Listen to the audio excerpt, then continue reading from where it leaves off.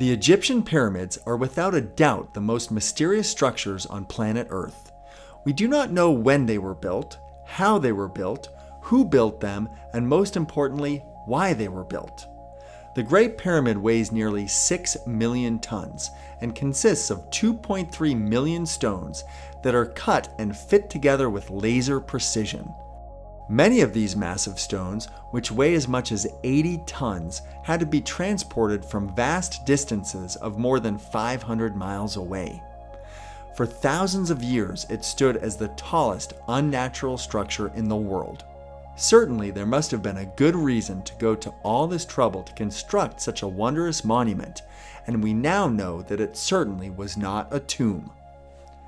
Nikola Tesla, who is perhaps the greatest inventor of all time, had a particular infatuation with the pyramids.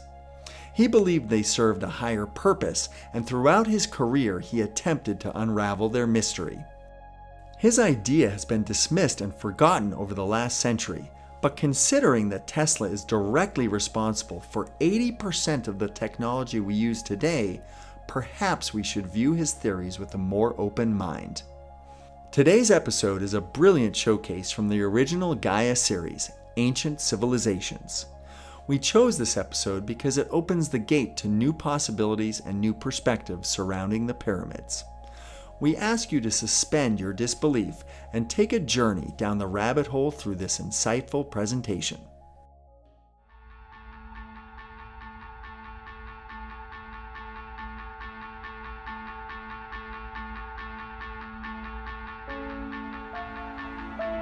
In 1905, physics genius Nikola Tesla submitted his U.S. patent 787412, which was titled The Art of Transmitting Electrical Energy Through the Natural Medium.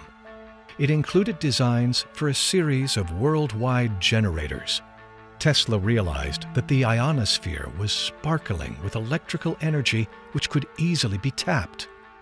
Planet Earth, according to Tesla, was a gigantic electrical generator spinning around two magnetic poles from which limitless energy can be harnessed using the right medium or shape. His device was later referred to as Tesla's electromagnetic pyramid, based on his design looking like a triangle shape. Tesla tapping into the actual shape of the pyramid, I believe, was something that just came roundabout through his investigation into the location of the pyramids. Because what appears to have happened is that he realized that it wasn't the actual shape of the pyramid so much, although pyramids exhibit fractal energy much more efficiently than other types of designs. But what he discovered was it was the location of the pyramids that created the power. And when he built his facility here in Colorado Springs, and then on the East Coast, he did so according to the laws of where the pyramids at Giza were constructed. And it had to do with the elliptical orbit of the Earth and those sites' relationship to the actual equator. That there was a natural construction somehow taking place between those very specific sites and the overall energy field of the Earth. And because of that, he believed he could transmit power wirelessly. Tesla's discovery and device disappeared after his mysterious death in 1943. But what he was trying to tap into might have just scratched the surface of understanding the power of something much more ancient. According to Nikola Tesla, 369 is the key to the universe. Tesla became so obsessed with this 369 that he would drive around a building 3 times before going inside of it. He cleaned his plates with 18 napkins, lived in hotel rooms only with the number divisible by 3. He made calculations about things in their immediate environment just to make sure the result was conceivable by 3. And he based his choices on the results. He did everything in sets of 3. What is Nikola Tesla trying to make us understand? We must understand that we did not create mathematics. We discovered them. It is the universal language and law. No matter where in the universe you are, 1 plus 2 will always equal 3. Everything in the universe obeys this law. These forms are in nature, but the ancients emulated these forms in construction. If Nikola Tesla's obsession was with these numbers, and his goal was to define his location and time in space, could it be possible that ancient humans created monuments like the Great Pyramids to remind us of these truths? In Sumerian tradition and in the surviving texts, there is a very strong and intriguing reference to what are called the 7 Antediluvian sages, the 7 sages who came before the flood. And their leader is a figure called Oannes. We find that he is depicted as a man, but curiously, he's wearing a sort of fish garb or a fish costume. Archaeologists often refer to him as a fish-garbed figure. And the other 7 sages are also dressed in this fish costume. So you see the legs of a human being, and the face and features a bearded human being, but then he's wearing on his head the head of a fish, and the body of a fish hangs down his back. It's a very curious idea, really. And he and all of them hold in their hands a curious little bag, which I tend to refer to as a man bag. I see them as a kind of badge of office, a recognizable symbol where perhaps members of a brotherhood would be able to recognize one another by their carrying of this symbol. It's curious that we see a figure holding the same bag that we see on the Sumerian reliefs, and holding it in exactly the same way. And not only that, but those same bags turn up on top of Pillar 43 in Enclosure D at Göbekli Tepe, where we know that they're at least 11,600 years old. The tradition is clearly rooted before the flood. Then comes the flood, the cataclysm wipes everything out, but that brotherhood persists through the flood. And after the flood, they are again offering the gifts of civilization to mankind. Could Oannes and his sages have re-emerged after the cataclysmic flood to teach the knowledge of the universe? In Sumerian cuneiforms, Enki is sometimes depicted as a bearded man wearing a fish costume and sometimes carrying a bag. Interesting to note that in the Egyptian depictions of gods, they are not holding a bag, but an important symbol called the Ankh. The Ankh depicts immortality and life. It is also connected with Isis and the planet Venus. Could these carrying devices be transmitting the same kind of energy? Anton Park's research has traced the re-emergence of Enki to Egypt, and as a byproduct of his death, the building of the Great Pyramid. La pyramide, je pense, a été créée pour refaire. In my view, the Great Pyramid was built by Isis. I believe it was created to reincarnate Osiris into Horus. It is quite complicated.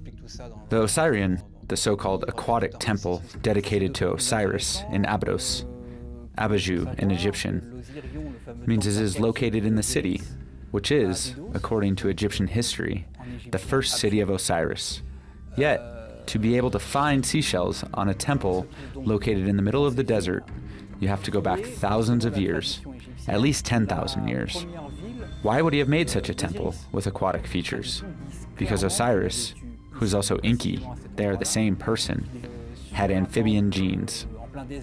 Osiris, Enki, was killed by his nemesis Set, who is in fact Enlil, during one of their many battles. It took place in Abydos, which also corresponds to the Sumerian Apsu, where Osiris's aquatic temple can be found.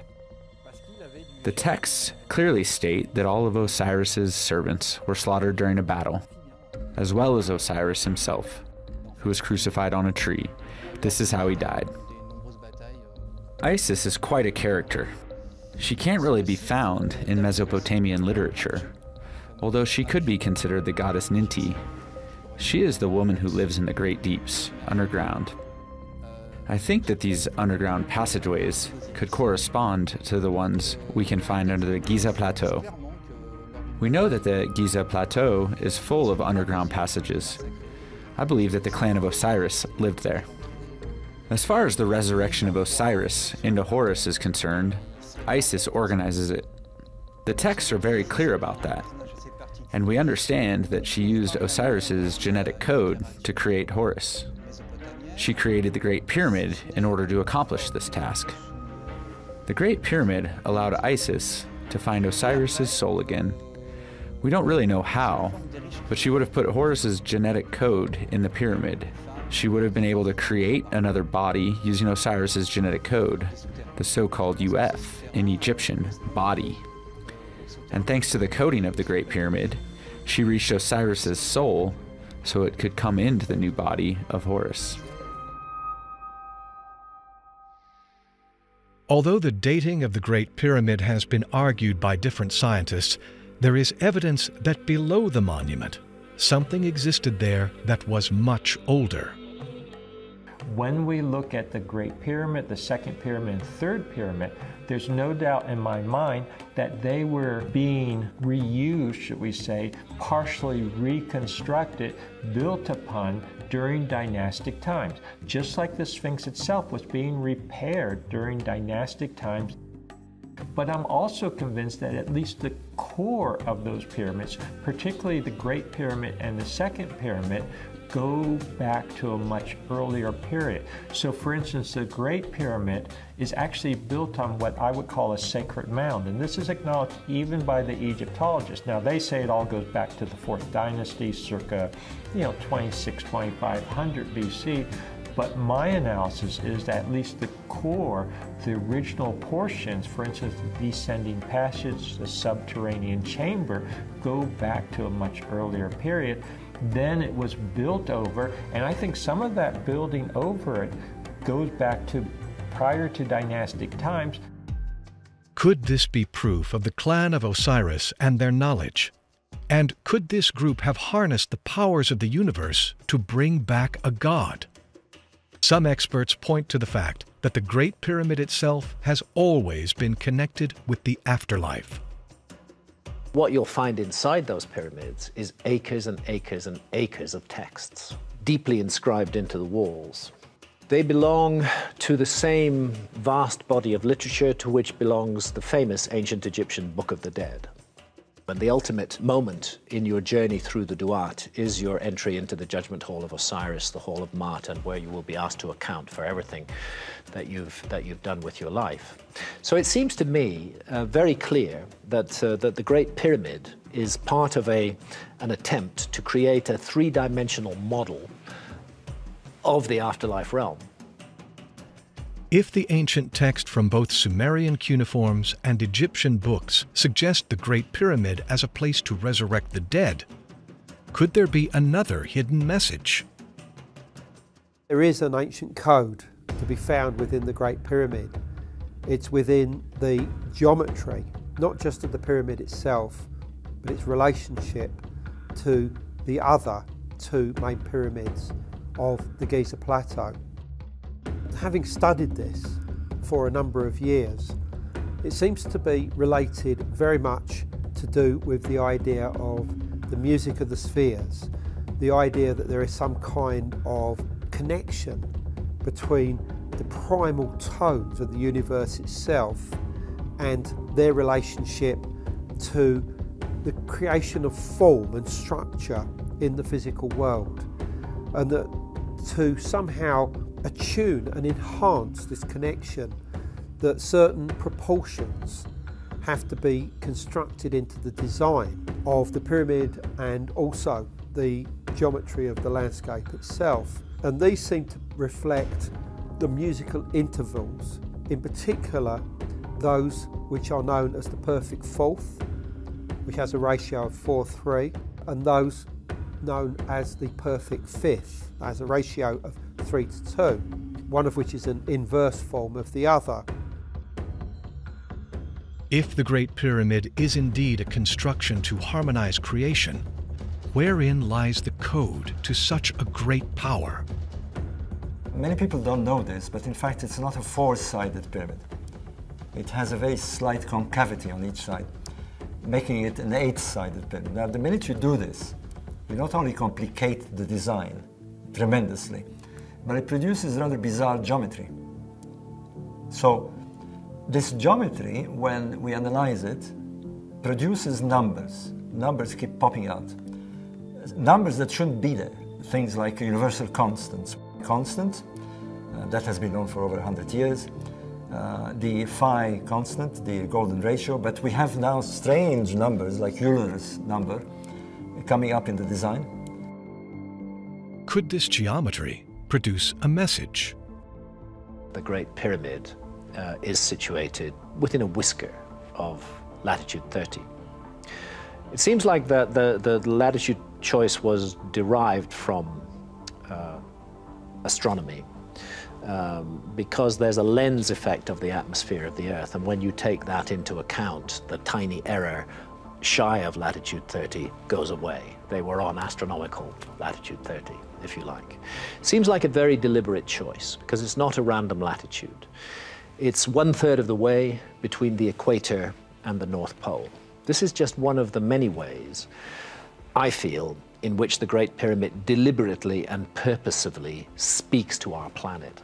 The next way it does that is that it is aligned. That if you take upon yourself the project of building a pyramid and aligning it to true north, south, east, and west, you wouldn't make any error at all. There is an error in the Great Pyramid. It's tiny.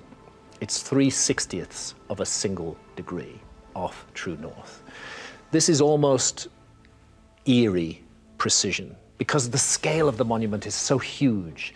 This thing is 481 feet high. It has a footprint of slightly more than 13 acres. It weighs 6 million tons. It consists of 2.5 million individual blocks of stone. You're taking that whole gigantic mountain of stone and you are aligning it within just 3/60ths of a single degree of true north. We're not talking about magnetic north, which varies. We're talking about astronomical north, the true north of this planet.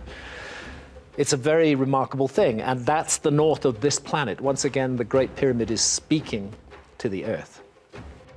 Could the pyramid be revealing something else about our planet? Then you find something else as you go deeper. Start measuring the Great Pyramid. Measure it very, very, very precisely. Measure its base perimeter, and then measure its height. And scale those numbers up. What you find is that at a scale of 1 to 43,200, and I'll explain why that's not a random scale in a moment. On a scale of 1 to 43,200, the dimensions of the pyramid give you the dimensions of this planet. In other words, if you measure the base perimeter of the Great Pyramid and multiply it by 43,200, you get the equatorial circumference of the Earth. And if you measure the height of the Great Pyramid and multiply it by 43,200, you get the polar radius of the Earth.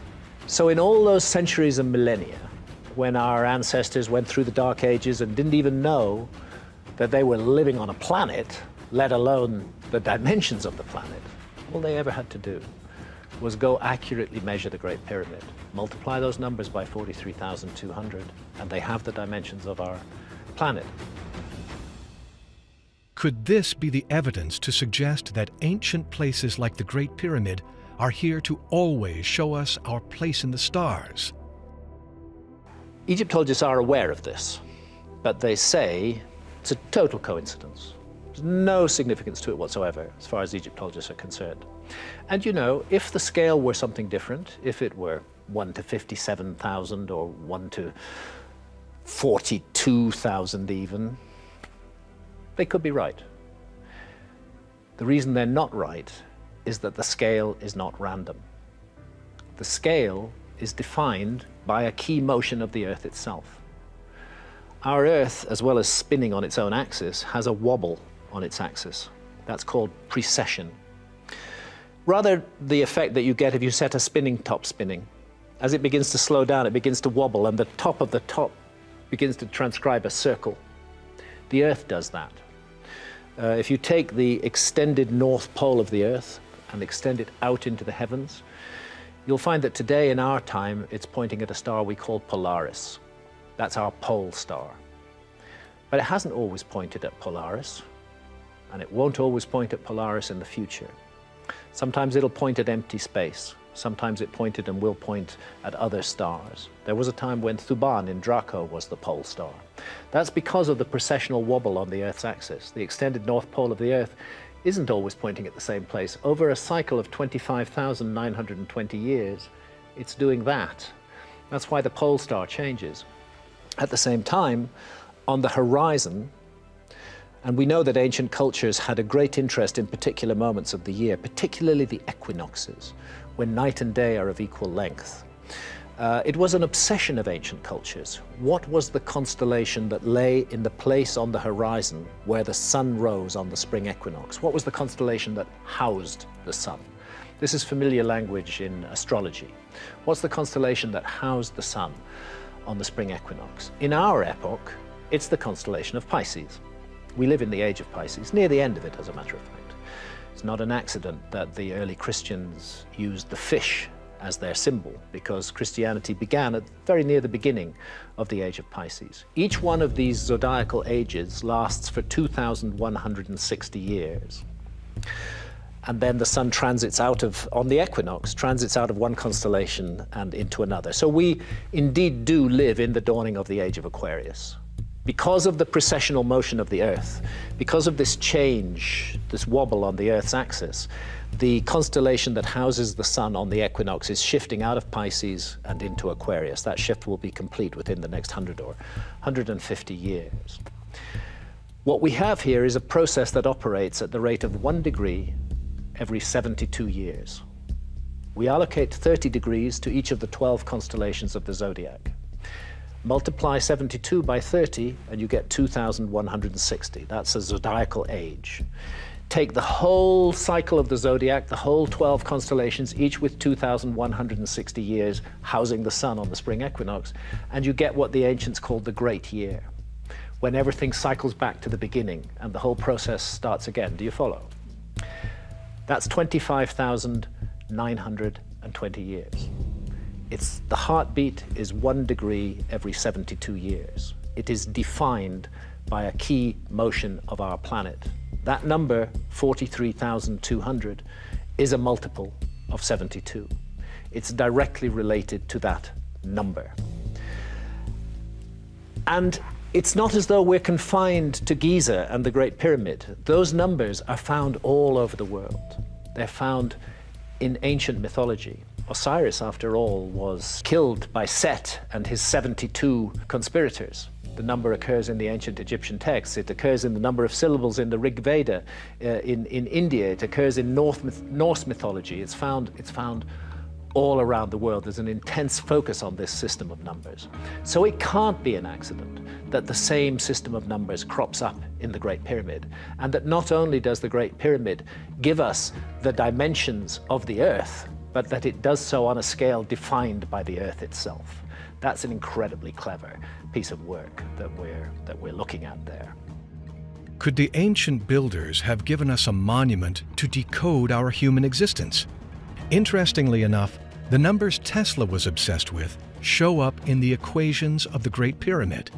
The numbers Graham has concluded from his research on the pyramid are 72, 43,200, 600, 30, 25,920, and 2,160. And all of those numbers either equal 3, 6, or 9. Then let's give you one more example. Let's track east from Giza. Let's go off to Cambodia, to Angkor in Cambodia. An amazing site, again, very much devoted to the investigation of the mystery of death. The very word Angkor actually has a meaning in the ancient Egyptian language. It means life to the Horus. And lo and behold, it turns out that Angkor, with its pyramidal monuments, Angkor lies exactly 72 degrees of longitude east of Giza. I do not believe that that is an accident or a coincidence. I think there's a deep and ancient connection, and what we're looking at in Angkor, because that site was continuously used by many later cultures, both Hindu and Buddhist, what we're looking at in Angkor is the latest incarnation of a much more ancient site, which, just like Giza, goes back into remote prehistory. Could these precise calculations be spread across the globe and communicating a code? Is it possible this is what Nikola Tesla tapped into? Robert Bouval predicts this is the language of the future. The way we read the universe is through mathematics and through its geometry. through its mathematics and geometry. We need to know, slowly through our evolution, we began to work out how triangles work, circles, ellipses, various shapes, and now work out the numbers, how they produce numbers. So having said this, the language that we as human beings will be communicating sounds a bit too science fiction, but I don't think we'll be talking English or Chinese in the next 2-3 centuries. Already we're using a different language using computers. I think we'll be talking mathematics in the sense that to get a pure idea out, to get a pure thought out and to structure it so that you understand exactly what I'm talking about, the shape, the size, the dimension, the weight, the speed, I'll have to number it, I'll have to put mathematics. The Great Pyramid is speaking that language, it's transmitting that language. It's a silent language, if you like, that needs to be read. We don't need Egyptologists, we don't need experts in hieroglyphs. It doesn't have hieroglyphs. We need mathematicians. We need mathematicians to read it. And that's one of the goals, is to tempt them to get into this. We've moved in a direction where we rely on external knowledge. We seem to think that the answer is out there and we look for it. Well, the answer may be inside us. I truly believe this. And therefore we need to rechange how we see ourselves and how we educate ourselves. I think what's interesting now is that the science is beginning to sort of touch the frontiers of what you would call in general terms spirituality. We begin to realize that the universe is mental. It is a mental universe. And we need to think in different forms, not just purely classical science. If indeed the purpose of the Great Pyramid was to educate humans on our place in time and space, could it also be a device to help change our consciousness? I have for a long while argued that the central concept of certainly the pyramids of Egypt, and I think the case is true all over the world, was to do with the transformation of human consciousness. Whatever else the Great Pyramid is, the Great Pyramid of Giza in Egypt, whatever else it is for sure an instrument that works upon human consciousness. Could the Great Pyramid be a monument that was built to withstand all catastrophes so that humanity could always have the codes to the universe? Standing near the pyramid is another monument that has baffled experts for ages. In the 1990s, when I first started studying the Sphinx, what I determined is that it must go back to an earlier climatic period. When I initially calibrated these, I knew that it had to be at least 5,000 to 7,000 BC.